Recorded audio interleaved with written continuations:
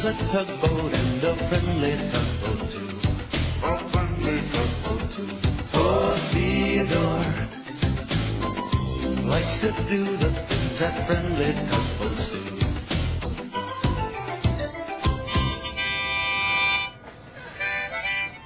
Hello. I'm just learning a new song on my harmonica. Uh-oh. Can you hear that? Yeah. They're fixing my roof today, and the repairman keeps playing this loud music on his radio. Could you keep it down up there? Thank you kindly. Where was I? Oh, right.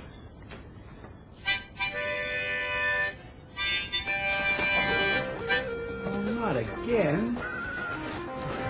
I've already asked him once to stop, but he won't listen to me. And I'm the harbor master. Now I know how Theodore felt that time he tried to bring his ship into the harbor. Who wouldn't listen to him?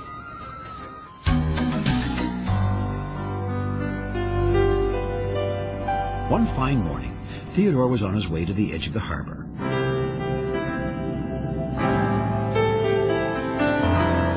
I'm taking a cargo ship in, he called to Blandford. Theodore felt proud to be the tug in charge of a ship, all by himself.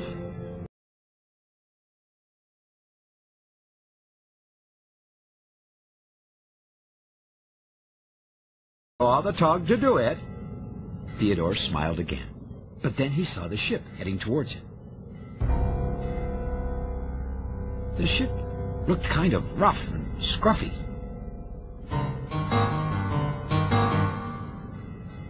And his cargo looked like it had been just thrown all over his deck.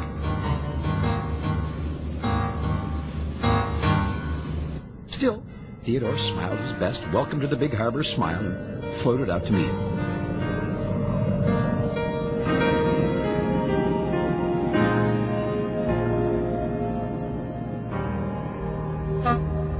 "Hi, I'm Theodore," he called. "What's your name?" "Cabot," said the ship. Theodore moved closer to have a better look at Cabot. It seemed like his cargo was about to fall right off his deck.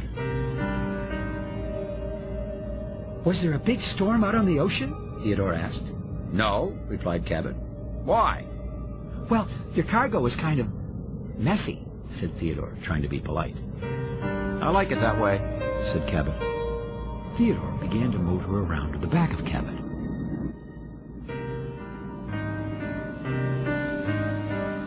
"What are you doing?" Cabot wanted to know. "We're supposed to check to make sure ships are safe before bringing them into the harbor," replied Theodore. Cabot really didn't look very safe to Theodore. In fact, the closer he looked, the less safe Cabot seemed. "I'm safe," said Cabot in a loud voice. "I visit harbors all over the world. Have you ever been to another harbor?" "Well, no, not yet," answered Theodore. "But I still can't tow you into the harbor until I'm sure you're safe."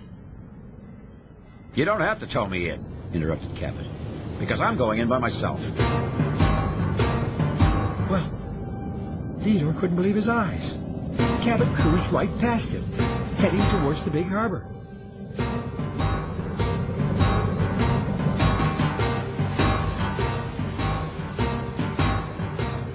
Theodore hurried after Cabot. "You better let me button my tow rope onto you now," tooted Theodore.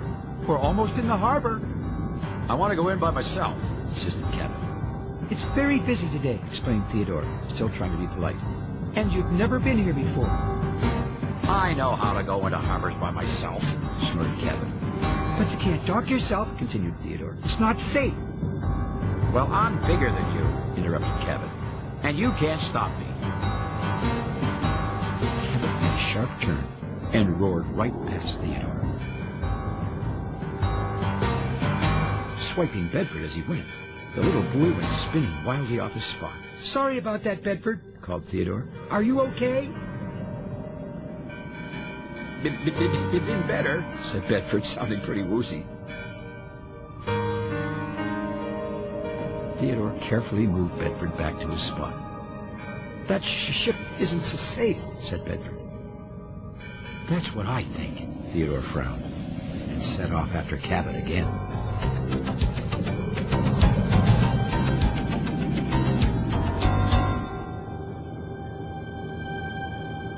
Theodore caught up with Cabot, heading past the oil refinery. "Prepare to take my tow rope," Theodore said sternly. Just then, he heard a loud splash.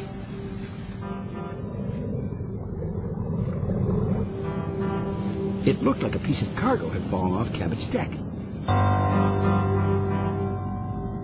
Theodore had no choice but to turn back and save it. Can't stop me, hooted Cabot. Well, Theodore was beginning to think that Cabot was right about that. And he started to think that if he didn't do something to stop him, there would be a lot more trouble than some overboard cargo and a bumped bell buoy. But he was also starting to wonder if there was anything he could possibly do about it.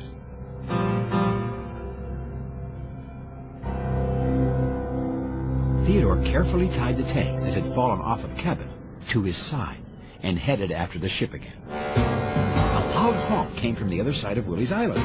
"I bet I know who that is," said Theodore, hurrying.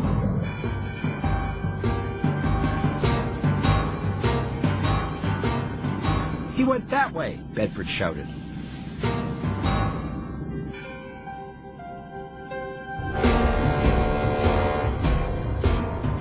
"That ship almost ran into us," said Hank, who was moving Brunswick barge. "That's Cabot," puffed Theodore. "I'm his tug in charge." "Looks like he's in charge of you," grinned Hank. "Trouble?" said Brunswick. "No," replied Theodore.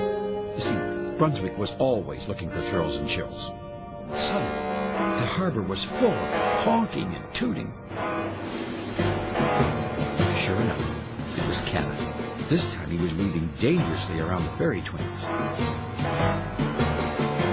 "Well, maybe a little trouble," muttered Theodore.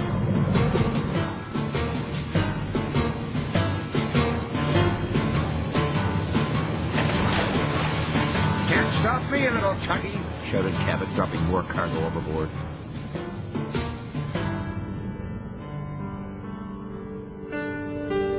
Once again, Theodore went to rescue the cargo. "This is a disaster," he said out loud.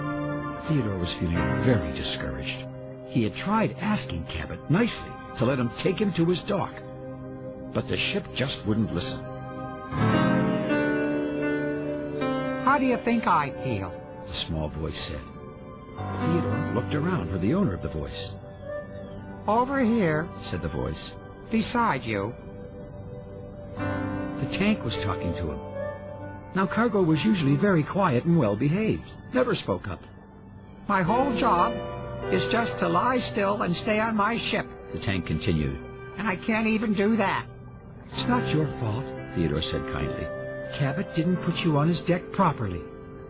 "You're certainly right about that."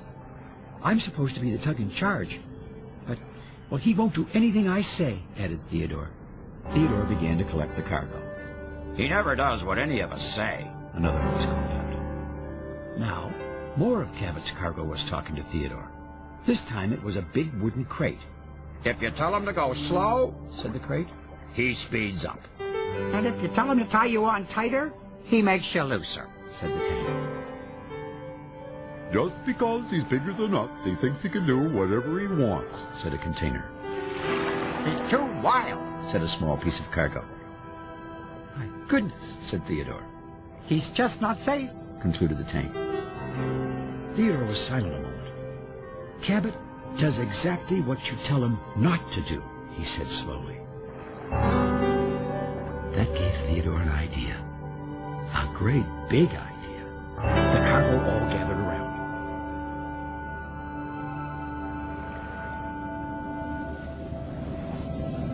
I'm going to get you all back where you belong, he told the cargo. But first, I'm going to get Cabot where he belongs. Well, we're fine right here, said the crate. Yep, it's kind of fun floating around, agreed the container. "Whee!" giggled a small piece of cargo. "I'm having a bath." If there's nothing I can do about Cabot, Theodore said to himself, maybe there's something he can do himself. Theodore set about to pick up all his new friends. A little later, Cabot was cruising merrily along when he heard Theodore's whistle again.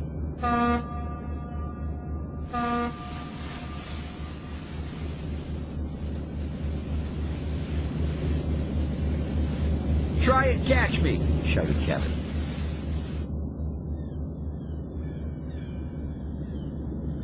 Whatever you do, called Theodore.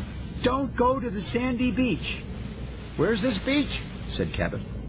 Through the bridge at the end of the harbor. Answered Theodore. But you really shouldn't go there. It's not safe.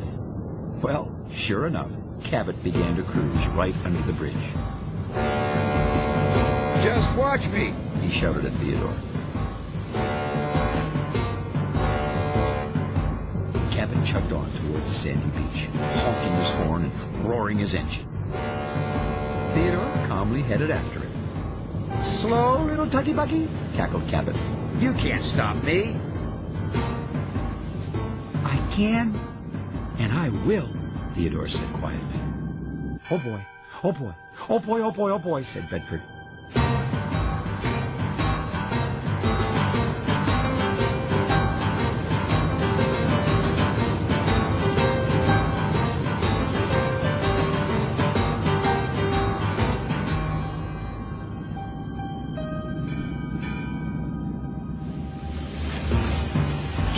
Racing toward the beach, when suddenly he heard a scraping sound down below his hull. And the next thing he knew, he wasn't moving at all. What happened? He cried out. You didn't let me finish telling you why it's not safe here, replied Theodore. The water's not deep enough for ships. You're stuck on the bottom. Theodore moved into position to tow Cabot. He had been looking forward to this all day.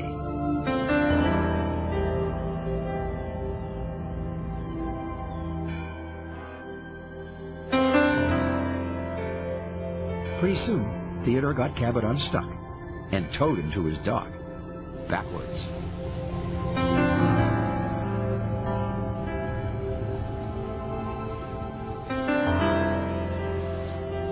I can't see where I'm going, protested Cabot. He felt very silly being tugged backwards through the harbor with everyone watching. I think it's safer this way, smiled Theodore. So do we, called his cargo. We all do.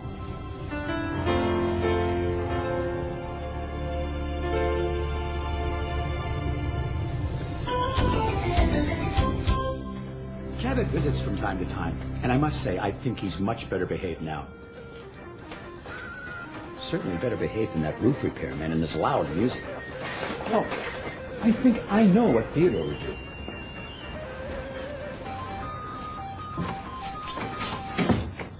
There, that's much quieter. Thanks for visiting us here in the Big Harbor, and we'll see you all again next time. Now, I can finally get a chance to play my harmonica.